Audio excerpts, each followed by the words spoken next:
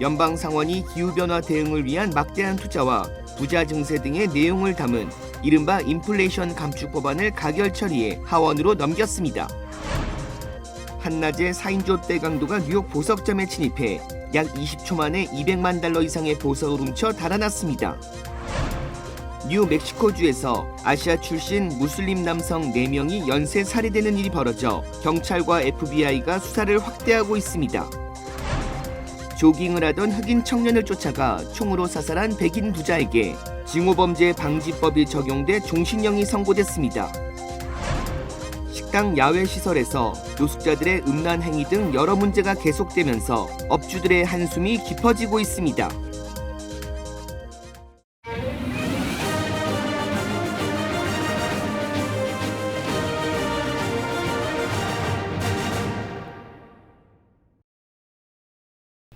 시청자 여러분 안녕하십니까? KBS 아메리칸 뉴스입니다. 바이든 행정부의 인플레이션 감축 법안이 상원을 통과했습니다. 대기업들의 증세를 통해 재원을 확보한다는 계획입니다. 윤범수 기자입니다. 법안의 전체 규모는 7,390억 달러, 이 중 3천억 달러는 정부 예산 적자를 메우고 4,330억 달러는 의료 지원과 기후변화 대응에 사용됩니다. 세부적으로 3,690억 달러가 클린 에너지 프로그램에 투입되는데 이 중 300억 달러는 태양광 패널 설치 등 친환경으로 전환하는 각 가정과 제조시설의 세액공제 용도로 활용됩니다. 전기차 보조금에도 90억 달러가 투입되는데 전기차를 구매하면 7,500달러, 중고 전기차는 4,000달러의 환급을 받을 수 있습니다. 의료 분야에는 640억 달러가 투입되며 이를 통해 오바마 케어의 정부 보조를 3년 더 연장하고 메디케어 처방 약값도 낮추기로 했습니다. 약값에 대한 개인 부담금도 연간 최대 2,000달러가 넘으면 더 이상 내지 않아도 됩니다. 재원은 연 매출 10억 달러 이상 150개 대기업들에게 최소 15%의 법인세를 부과해 마련하기로 했는데 국세청 IRS의 세금 탈루 추적도 대폭 강화하기로 했습니다. Our bill reduces inflation, lowers costs, creates millions of manufacturing jobs, enhances our energy security, and is the boldest climate package in U.S. history. 이번 법안은 1년 넘게 추진해온 미국 구조 법안의 축소판으로 민주당 상원은 통과 기준을 과반으로 낮추는 예산 조정 절차까지 쓰며 법안 통과에 사력을 다해왔습니다. 그만큼 이번 법안 통과는 중간 선거를 앞둔 바이든 대통령으로선 회심의 승부수로 평가됩니다. That's a big deal. Changing people's lives. There's a whole range of things that are really game changers for ordinary folks. 법안은 이제 하원으로 넘어갔는데 민주당이 장악하고 있는 만큼 통과는 확정적입니다. 하원은 오는 12일 의회를 소집해 법안을 통과시킬 예정입니다. KBS 뉴스 윤범수입니다. 한낮에 뉴욕 보석점이 털렸습니다. $200만 이상의 보석이 털리는데 걸리는 시간은 불과 20초에 불과했습니다. 뉴욕 브롱크스에 4인조 떼강도가 침입한 것은 지난 금요일 오후. 한 명은 망을 보고 3명의 강도가 가게 안으로 들어왔는데 이들은 망치로 진열장을 사정없이 깨부순 뒤 쇼핑백에 귀금속을 쓸어 담았습니다. 범행에 걸린 시간은 20초 남짓, 피해액은 $215만, 원화로 28억 원에 달합니다. 경찰은 이 강도단이 녹화된 폐쇄회로 화면을 공개하고 현상금 $3,500를 내걸었습니다. 경찰은 45초 분량 녹화된 CCTV 영상과 시민들의 제보를 토대로 검거에 주력하고 있지만 용의자들은 아직 검거되지 않았습니다. 경찰은 유사 피해 예방을 위해 시민들의 적극적인 제보와 신고를 당부했습니다. 뉴멕시코주 앨버커키에서 아시아 출신 무슬림 남성 4명이 최근 몇 달 동안 연쇄 살해되는 일이 벌어졌습니다. 김경일 기자입니다. 앨버커키에서 지난달 26일과 이달 1일 같은 이슬람 사원을 다니는 파키스탄 출신 두 남성이 각각 살해됐습니다. 이어 지난달 5일 밤 앨버커키 한 거리에서 남아시아 출신 무슬림 남성이 총에 맞아 숨진 채 발견됐습니다. 앨버커키 경찰은 지난해 11월 숨진 무슬림 피살 사건까지 모두 4명이 서로 연관된 것으로 보인다며 연방수사국 FBI와 함께 수사를 확대하고 있습니다. 앞서 숨진 3명은 모두 숨어있던 범인으로부터 갑자기 총격을 당해 숨졌다고 경찰은 말했습니다. 네 번째 사건 직후인 어제 앨버커키 경찰국은 용의자 차량으로 의심되는 사진을 공개하고 주민들의 제보를 부탁했습니다. 또 무슬림 주민들에게는 각별한 주의를 당부했습니다. We have photos of a Volkswagen Jetta or Passat, which you will get a copy of this flyer. What we really want you to focus on is the first picture. The second picture does have notations of possible damage to the vehicle. However, if you see a dark-colored four-door sedan, Volkswagen, Passat, or Jetta, we encourage you to call the police with that information. 앨버커키 범죄방지위원회는 용의자 체포로 이어질 수 있는 정보를 제공하는 시민에 대한 포상금을 15,000달러에서 2만 달러로 올렸습니다. 국내 최대 무슬림 단체인 이슬람 관계위원회 역시 별도로 10,000달러의 현상금을 걸었습니다. KBS 뉴스 김경일입니다. 지난 주말 오하이오주 신시내티에 자리한 술집 인근에서 총격이 발생해 9명이 부상을 입었습니다. 총격은 일요일 새벽 1시 30분 오하이오주 유흥가가 밀집된 오버 더 라인 지역에서 발생했습니다. 남성 8명과 여성 1명 등 모두 9명이 바 외부에서 총격을 받았는데 대부분 하반신에 총상을 입은 것으로 확인됐습니다. 경찰은 최소 2명의 용의자가 총격에 가담한 것으로 보고 있습니다. 하지만 처음부터 무차별 사격을 가한 것이 아니라 총을 가진 2명이 서로에게 총을 겨누다 주위에 있던 시민들이 다친 것으로 보고 있습니다. 경찰은 해당 업소 주변에 설치된 폐쇄회로 영상을 토대로 도주한 용의자들을 추적하고 있습니다. 조깅하던 흑인 청년을 쫓아가 총으로 사살한 백인 부자에게 증오범죄 방지법이 적용돼 종신형이 선고됐습니다. 조지아주 연방법원은 오늘 지난 2020년 흑인 청년을 총격 살해한 아버지 그레고리 맥마이클과 아들 트래비스에 대해 종신형을 선고했다고 밝혔습니다. 연방교도소에서는 가석방이 없기 때문에 이들 부자는 평생을 감옥에서 보내야 합니다. 이들은 조깅하고 있던 25살 흑인 청년 아모디 아버리를 연쇄 절도 사건 연루자로 의심해 트럭으로 추격한 뒤 총으로 쏴 살해했는데 아버리가 범죄에 연루됐다는 증거는 나오지 않았습니다. 이번 판결은 백인 부자의 행위가 인종차별범죄에 해당돼 증오범죄 방지법이 적용됐다는 데 의미가 있습니다. 증오범죄 방지법은 인종과 성별, 국적 등을 이유로 범죄를 저지른 자에게 가중처벌을 하고 있습니다. 팬데믹 이후 들어선 야외 식당 부지에서 갖가지 범죄가 이어지고 있다고 합니다.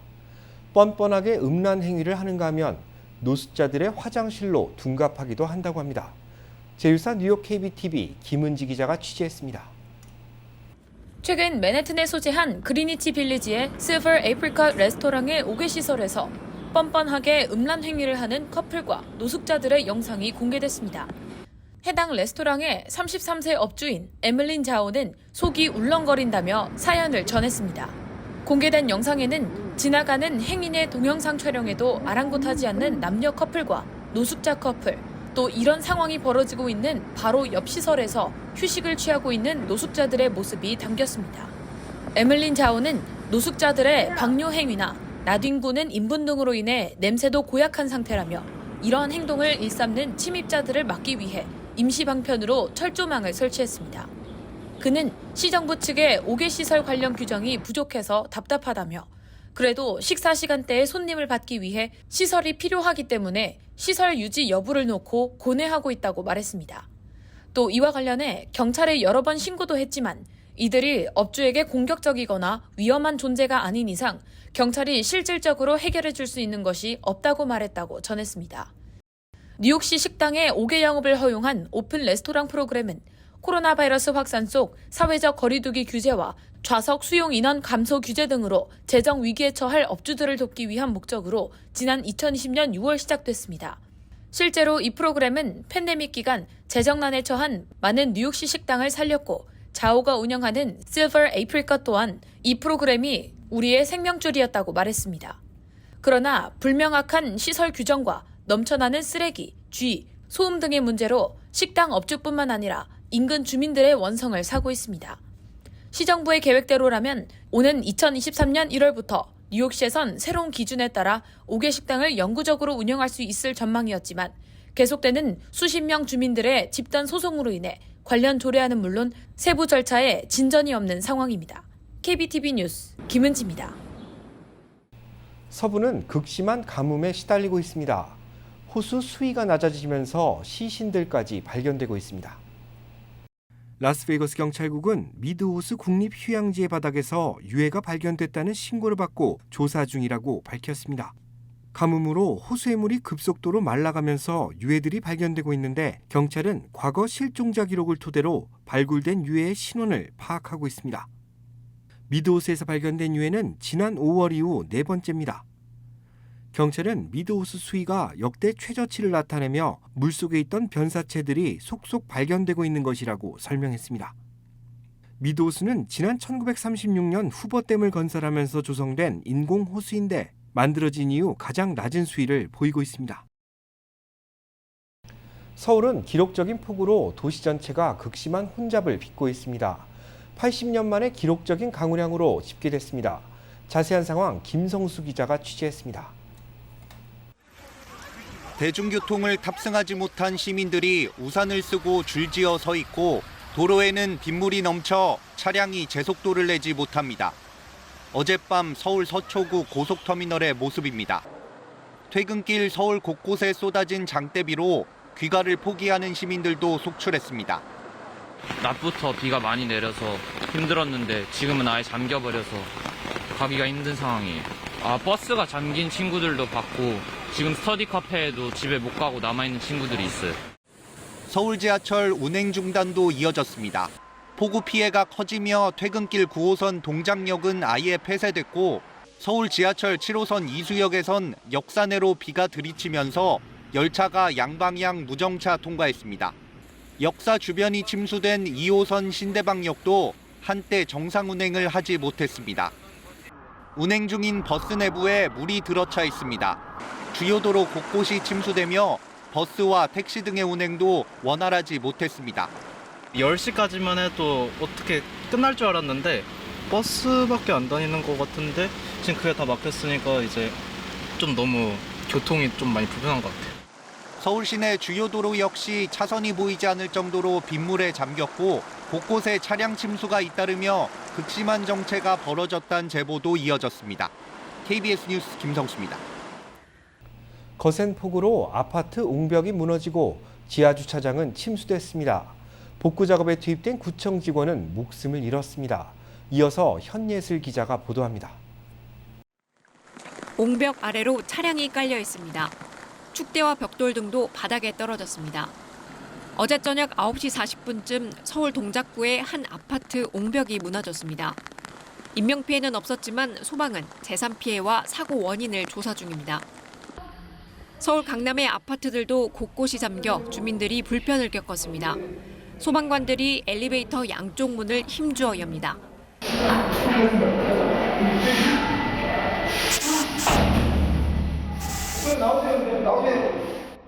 침수로 인해 엘리베이터에 갇힌 주민이 가까스로 구조됐습니다. 서울 강남의 또 다른 아파트 지하 주차장도 물에 잠겼습니다. 주민들은 전기차 충전을 하는 곳까지 물이 스며들었다며 안전을 우려했습니다. 이렇게 물이 넘치는데 전기 충전소가 있는 게 안전에 괜찮을지 모르겠네요. 어제 저녁 7시쯤 서울 동작구에서 폭우로 인한 가로수 복구 작업을 하던 60대 구청 직원이 숨졌습니다. 중앙재난안전대책본부는 이 직원이 감전으로 사고가 난 것으로 추정된다고 설명했습니다. KBS 뉴스 현예슬입니다. 코로나19에 이어 또 다른 신종 인수공통 바이러스가 중국에서 발견됐습니다. 중국 군사과학원과 싱가포르 국립대 의학원은 공동 연구를 통해 중국 산둥성과 허난성에서 인간에게 전파될 수 있는 새로운 동물류의 바이러스 감염 사례가 최근 수년 사이에 나왔다고 밝혔습니다. 신종 헤니파 바이러스로 이름 붙여진 이 바이러스는 지난 2018년 12월 처음 발견된 이래 지난해 8월까지 모두 35명의 감염자가 나왔다고 연구진은 밝혔습니다. 이 신종 바이러스에 감염되면 발열과 기침, 거식증, 근육통, 메스꺼움 등 증세를 보이는 것으로 전해졌습니다. 연구진은 현재까지 감염 사례를 보면 치명적이지는 않은 것으로 나타났지만 경계심을 가질 필요가 있다고 말했습니다. 뉴저지 북부를 중심으로 상수도 관련 문제가 잇따르고 있습니다. 대형 상수도관 파손으로 침수 경보도 내려졌습니다. 제1사 뉴욕 KBTV 전상희 기자가 보도합니다. 지난주 북부 뉴저지 루트4 스프링밸리 로드 인근 지역에서 36인치 대형 상수도관이 터지면서 이 일대 침수 경보가 내려졌습니다. 이에 따라 해켄색, 칼스타트, 우드리치, 파라무스시 일대 상수도가 원활하게 공급되지 못했습니다. 북부 뉴저지 에지워러에서는 지난달 19일 갑작스러운 상수도 작업으로 단수가 발생해 주민들이 어려움을 겪은 바 있습니다. 또 일주일이 채 지나지 않은 지난달 23일에는 루트5와 리버로드 접점 지역에서 상수도관이 파열을 일으키면서 다시 한번 단수를 겪었습니다. 이후 에지워러, 클립사이드 파크, 포틀리, 팰리세이드 파크시 일대 상수도에서 대장균이 검출되면서 물 사용에 주의를 당부한다는 베올리아 워터사의 성명이 발표되면서 지역 주민들의 상수도에 대한 우려가 더욱 커지고 있습니다. 현재 포틀리시를 비롯한 버겐 카운티 일대에서 여전히 수도관 문제로 보수 공사를 이어나가고 있는 것으로 알려졌습니다. 한편 뉴저지 최대 상수도 공급업체인 뉴저지 아메리칸 워터사는 최근 폭염으로 상수도 사용량이 급증하면서 뉴저지 7개 카운티, 오션, 머서, 미들섹스, 헌터돈, 맘모스, 서머셋, 유니온 카운티에 긴급 물 사용 자제 지침을 내렸습니다. 업체 측에 따르면 현재 수도 공급에는 이상이 없지만 폭염이 일주일간 지속되면서 물 사용량이 늘었다고 밝히면서 시민들의 자발적인 물 사용 제한을 요청했습니다. 한편 이번 사건으로 인해 뉴저지 주정부에서 사회 간접 자본 펀드에 도로와 교량 이외에도 상수도, 하수도 현대화 사업 역시 포함돼야 한다는 지적이 나오고 있습니다. KBTV 뉴스 전상입니다. 유명 팝 가수이자 배우인 올리비아 뉴튼 존이 향년 73세를 일기로 별세했습니다. 그녀의 남편은 오늘 페이스북에 올리비아가 오늘 아침 남부 캘리포니아에 있는 목장에서 가족들과 친구들이 지켜보는 가운데 영원히 잠들었다고 전했습니다. 올리비아 뉴튼 존은 지난 1992년 유방암 진단을 받은 이후 암이 전이되며 수십 년간 투병 생활을 이어왔습니다. 영국에서 태어난 올리비아 뉴턴 존은 1978년 존 트라볼타와 함께 찍은 뮤지컬 영화 그리스로 일약 스타덤에 올라 4차례 그래미상을 받은 바 있으며 2008년엔 자신의 이름을 딴 암센터를 설립하고 암 연구와 환자 지원을 이어왔습니다. 한국 정부가 식용개 논란의 실마리를 풀기 위해 실태 조사에 나섰습니다. KBS가 결과를 단독 입수했습니다. 장혁진 기자입니다. 개 500마리를 키우는 농장입니다. 다른 가축처럼 먹이 제공 시설을 갖췄고 더울 땐 냉방도 합니다. 이곳에 설치된 가축 분뇨 배출 시설입니다. 개 사육 농장이 합법적으로 운영되려면 이런 시설을 갖추고 신고해야 합니다. 축산법 기준으로는 농업인에 해당돼 보조금을 받기도 합니다. 그런데도 개 사육은 불법이라는 인식을 피해가긴 어렵습니다. 오폐수 시설 신고, 사육 시설 신고, 축협 가입하고, 그다음에 농업 경례처 등록하고 하는 거 다 하고 아주 합법적인 농장임에도 불구하고 불법으로 이렇게 프레임을 씌웁니다. 이러다 보니 새로 하겠다는 사람도 적고 수요도 감소하면서 사육 농가가 줄고 있는 것으로 업계는 추정합니다. KBS가 입수한 정부의 첫 실태조사 결과를 보면 농장 1,150여 곳에서 개 52만 마리가 사육되고 있습니다. 5년 전 추산치보다 35% 이상 적습니다. 남은 농장주 평균 연령은 64살 정도. 시일이 지나면 농장도 자연적으로 사라지겠지만 종식 시기를 앞당기려는 방법이 문제입니다. 저희들이 원하는 거는 폐업을 원하면 희망 전파업을 해달라는 거죠. 보장을 해주고 일시적으로 1년 내 없어질 수가 없는 거예요. 여론조사에선 식용을 중단해야 한다는 응답이 절반을 넘었습니다. 지금처럼 유지해야 한다는 응답은 28%였습니다. 현재 불법인 개 도축을 합법화하는 데에 대해선 반대가 절반을 넘었지만 찬성도 40%에 육박했습니다. 또 응답자의 85% 이상이 현재 먹지 않고 있다고 답했고 앞으로 먹지 않겠다는 대답도 80%를 넘었습니다. 지난해 말 공식 출범한 개 식용 문제 논의를 위한 위원회는 이런 조사 결과를 놓고도 결론을 내리지 못한 채 활동을 무기한 연장했습니다. KBS 뉴스 장혁진입니다. 화랑청소년재단이 일본군 위안부에 관한 영문서적을 발간했습니다. 이 도서는 전국 주립도서관과 각 학교에서 열람이 가능하도록 준비될 예정입니다. 과거에 그리고 생존한 위안부들의 여정을 돕는 우리 여행의 모음집이라는 부제가 붙은 이 도서는 102쪽 분량으로 위안부에 관련한 에세이와 사파로 구성되어 있습니다. 이 책에는 일본군 위안부로 고통을 겪은 고 김학순 할머니와 김복동 할머니 그리고 이옥선 할머니의 생생한 증언들도 담겨져 있습니다. 화랑청소년재단 박윤숙 총재는 일본 제국주의의 피해를 본 위안부의 존재와 일본군의 만행을 널리 알리기 위해 화랑 청소년들과 함께 출간을 결정했다고 밝혔습니다. 한국에서 인쇄된 이 도서는 미국 내 주립도서관과 각 학교로 보내집니다. 센터 메디컬 그룹이 40명의 한인 대학생들에게 장학금을 전달했습니다.